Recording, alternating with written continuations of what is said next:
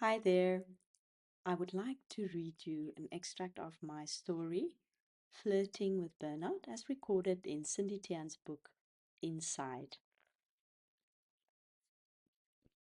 Karen Scooby's story, Flirting with Burnout. Karen Scooby's life was shaped by her father's belief in career security. Having watched her mother battle depression as a homemaker, Karen embraced his vision. Dad thought the perfect career for us women was to become chartered accountants, she recalls. But as the years passed, her warm, free-spirited nature began clashing with the rigid, high-pressure roles she took on. She excelled on paper, but deep down, something was off. Driven by a need to prove herself and avoid the helplessness she saw in her mother, Karen pushed on, ignoring the growing misalignment. The breaking point came with a role in Mauritius, leading an accounting service center responsible for 23 countries across the Middle East and Africa. It seemed like the perfect opportunity to prove herself, but reality hit hard and fast. Her new team resisted her from the start. Trust was scarce, sabotage common. The pandemic made everything worse. She was isolated, leading a hostile team in a foreign environment.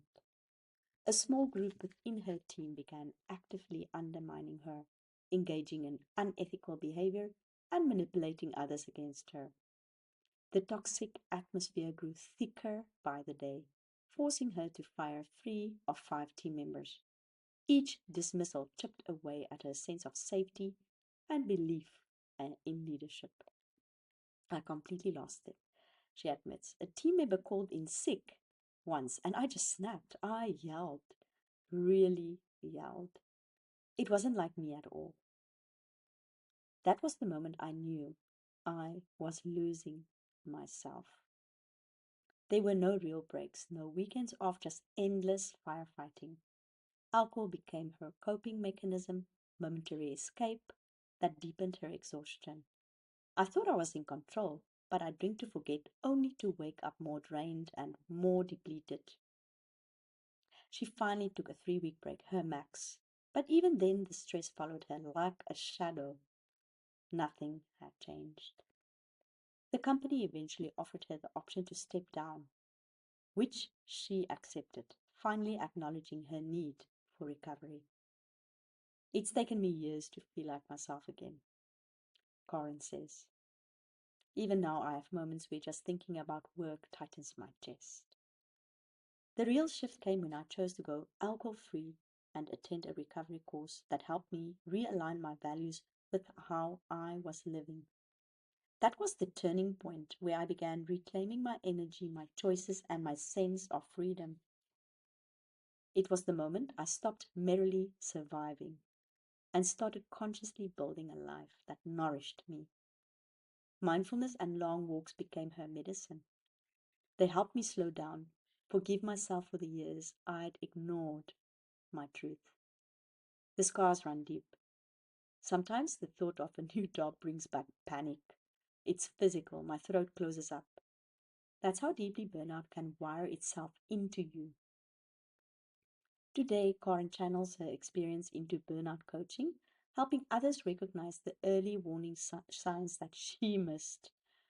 Her empathy comes not from theory but from lived reality. I am enough, she says with quiet strength. I don't need to prove anything anymore. Her advice: listen to the people who care about you. They see the signs before you do and ask for help. Burnout isn't something you can power through alone. Karen's story reminds us that burnout often stems from a gap between what we do and what truly nourishes us. She poured everything into a career that looked perfect, but quietly emptied her. It took collapse for her to course correct. Not just her job, but her entire way of being.